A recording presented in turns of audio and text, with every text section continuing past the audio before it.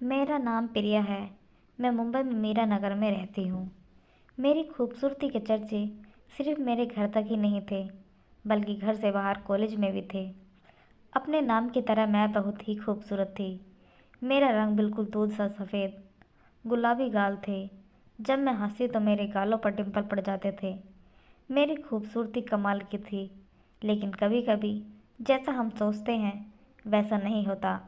मेरी शादी मेरे माँ बाप ने एक बहुत ही अमीर घराने में कर दी। हम गरीब थे, लेकिन मैं बहुत खूबसूरत थी। इस वजह से उन लोगों ने हमसे रिश्ता तय कर दिया। मेरा पति बहुत पढ़ा लिखा था। मैं अपनी शादी से बहुत खुश थी। छोटे से घर से उठकर एक कोठी में आ गई थी। यहाँ कई कई तरह की सुविधाएं मौजूद थी। खाना बनाने के लिए एक खूबसूरत किचन था। सफाई के लिए नौकर थे। मेरे पहनने के लिए तरह तरह के कपड़े थे। लेकिन इन सब बातों में मैं एक बात भूल रही थी। शादी की पहली रात मेरे पति ने मुझसे शादी वाला काम करने से इनकार कर दिया और कहा कि मैं थका हुआ हूँ, मैं सोने जा रहा हूँ, तुम भी सो जाओ।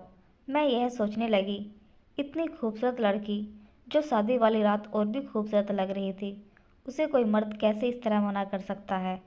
मैंने सोचा यह सच में थक गए होंगे, इसलिए सो गए। मैं भी कपड़े बदल कर सो गई। लोग मेरे हुस्न की तारीफ बहुत ज़्यादा करते थे, लेकिन मेरे हुस्न के मुकाबले में मेरे पति मेरे आगे कुछ भी नहीं थे। लेकिन फिर भी मेरे साथ उसका व्यवहार अजीब सा था। मेरा भी दिल चाहता था कि और लड़कों की तरह मेरा पति नाज नखरा उठाए, मोहब्बत से अपनी बाहों में भर ले। लेकिन शायद यह सिर्फ मेरे दिल की ही तमन्ना थी, जो दिल में कहीं दबकर रह गई। वह प्रिया जो शादी से पहले एक हसीन जिंदगी जी रही थी, आज मेरी जिंदगी बर्बाद हो गई थी। मैं एक हिरन की तरह हर रात तैयार होकर अपने पति के आसपास रहती, लेकिन मेरा पति कभी मेरा शिकार नहीं करता था। मुझे शक होने लगा था कि मेरे पति में कोई कमी तो नहीं। मैं उनसे पूछ भी नहीं सकती थी। शादी के बाद मेरी ज़िंदगी बिल्कुल ख़राब हो गई थी। मेरे पति काम के सिलसिले में अधिकतर बाहर ही रहते थे। मेरे घर में मेरी सास और मेरा एक देवर रहा करता था। मेरे कमरे के साथ मेरे देवर का कमरा था। मेरे देवर का नाम समीर था। समीर आजकल घर में ही रहता था। वह नौकरी की तैयारी कर रहा था। मेरे दिन बहुत मुश्किल से गुजर रहे थे। किसी भी काम में मेरा मन नहीं लग रहा था। सारा दिन यही सोचती रहती कि अब क्या करूं। मेरे पास करने के लिए कोई काम नहीं था जिससे मेरा दिल बहल जाए। मेरे अंदर का एहसास उमड़ उमड़ कर बाहर आ रहा था। मेरा भी दिल चाहता था कि मेरे पति मुझसे प्यार मोहब्बत वाली बातें करें। एक रात मुझे नींद नहीं आ रही थी। मैं पानी पीने के लिए उठी और जैसे ही समीर के कमरे के पास से गुजरी, मुझे समीर की अजीब अजीब आवाज़ें आ रही थी। मैंने देखा दरवाज़ा थोड़ा सा खुला था। मैंने दरवाजे से झांक कर देखा तो वह कंप्यूटर पर कुछ ब्लू फिल्में देख रहा था और साथ अपने हाथ से हिला रहा था। मैं बहुत हैरान थी, लेकिन मेरी आंखें फटी की फटी रह गईं। अचानक मेरा हाथ दरवाजे पर लगा और मैं डर कर अपने कमरे में आ गई। समीर को पता नहीं चला बाहर कौन था। अब मेरे दिमाग में यह घूम रहा था कि समीर मेरा शिकार करना चाह रहा था। कुछ देर ऐसे ही बैठी रही। फिर मेरे दिमाग में बात आई, जब अपना शेर शिकार करने के काबिल ना हो तो उसके भाई से शिकार हो जाना बेहतर है। मेरे कमरे में अचानक दस्तक हुई। मुझे लगा कि मेरी सास होगी, लेकिन जैसे ही मैंने दरवाज़ा खोला तो सामने समीर खड़ा था। मेरा दुपट्टा भी सिर से उतर गया था। समीर की नज़र जैसे ही मेरे हुस्न पर पड़ी तो वह मुझे देखता ही रह गया। फिर मैंने खुद को संभाला और अपना दुपट्टा ऊपर ले लिया। उसने पहली बार मुझे इस हालत में देखा था। पहले कभी समीर मेरे कमरे में नहीं आया था और जैसे ही मेरे कमरे में आया, मैंने उसे बैठने को बोला और कहा कि मैं तुम्हारे लिए कुछ खाने को लेकर आती हूँ। लेकिन समीर ने साफ इनकार कर दिया। रात का 1 बज रहा था। मेरे दिल की धड़कन बहुत तेज हो रही थी।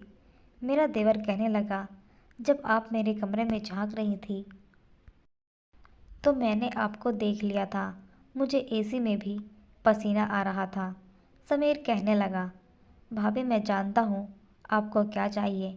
मैं आपको एक बात बताना चाहता हूँ कि मेरा भाई नामर्द है और आपके साथ उसकी शादी इसलिए की थी कि आप गरीब घराने से ताल्लुक़ रखती हैं और मेरे भाई की दुनिया वालों के सामने इज्जत बनी रहेगी। यह सुनकर तो जैसे मेरी जान ही निकल गई। इतना बड़ा धोखा मुझे उम्मीद नहीं थी, लेकिन अब यकीन हो चुका था। मैं अपनी किस्मत पर रो रही थी। समीर ने मुझे मेरी बाजू से पकड़ लिया और कहा, आप इधर बैठिए, और मुझे दिलासा देने लगा। लेकिन मैं भी जानती थी कि समीर मेरा शिकार करना चाहता है। समीर दिखने में बहुत ही ज़्यादा खूबसूरत था। वह अपने भाई के मुकाबले में बहुत ही ज़्यादा प्यारा नज़र आता था। खैर, मैंने समीर से पूछा, आज तुम मेरे कमरे में कैसे आ गई? पहले तो कभी नहीं आए। कहने लगा, भाभी, बस मैं आपको क्या बताऊं, आज मुझे आपकी बहुत याद आ रही थी। मेरा दिल चाह रहा था अपने सारे पल आपके साथ गुजार दूं। समीर की ऐसी बातें सुनकर तो मुझे बहुत हैरानी हुई कि आज मुझसे यह कैसी बातें कर रहा है। फिर वह मुझसे कहने लगा, अगर मेरा आपके कमरे में आना अच्छा नहीं लग रहा तो मैं यहाँ से चला जाता हूँ। मेरे दिल में अजीब सा एहसास जाग रहे थे, क्योंकि अब मैं भी शिकार होना चाहती थी।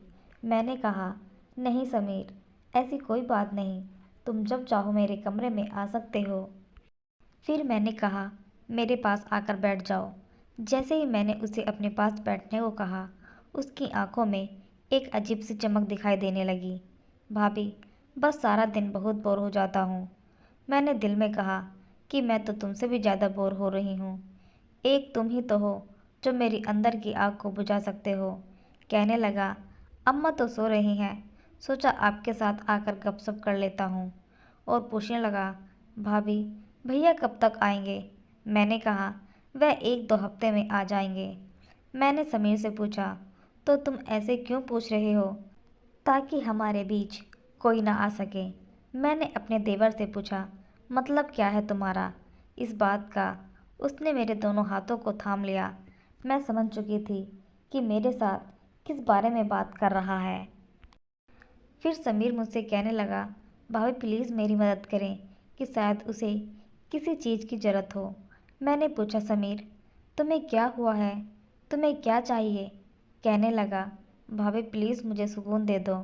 मुझे उसकी सारी बातें समझ आ रही थी कि वह मुझसे क्या मांग रहा था। मैंने उसके अंदर कुछ तब्दीली नोट कर ली थी। मैं उसकी हरकतें देख रही थी। मैंने उससे वादा किया कि यह बात सिर्फ तुम्हारे और मेरे दिल में रहेंगी। तुम्हारे भाई को इस बारे में पता नहीं चलेगा, वरना वह मुझे तलाक दे देंगे। उसने मेरे साथ वादा कर लिया। अब वह मेरे और भी करीब आ गया और बोला, भाभी, मुझे यह गंदी फिल्में देखने की लत लग गई है। ना चाहकर भी अपनी इस आदत को छुड़ा नहीं पा रहा हूँ। प्लीज़ आप मेरी इस आदत को छुड़ाने में मदद करें। प्रिया तो कुछ और ही समझ चुकी थी, लेकिन उसका सारा भ्रम अब दूर हो चुका था। प्रिया अब उदास हो गई थी कि उसे जिस्म सुख कभी नहीं मिलेगा, लेकिन उसने अपने देवर की उस गंदी आदत को छुड़ाने में मदद की और कुछ ही दिनों में उसने वह आदत छोड़ दी थी। एक दिन पता चला कि घर लौटते वक्त उसके पति की मौत हो गई। यह सुनकर तो प्रिया की जैसे दुनिया ही खत्म हो गई। समीर ने अपनी भाभी को संभाला और माँ के कहने पर उसने अपनी भाभी से शादी कर ली। समीर ने प्रिया को हर तरह का सुख दिया और दोनों एक दूसरे के साथ बहुत खुश थे।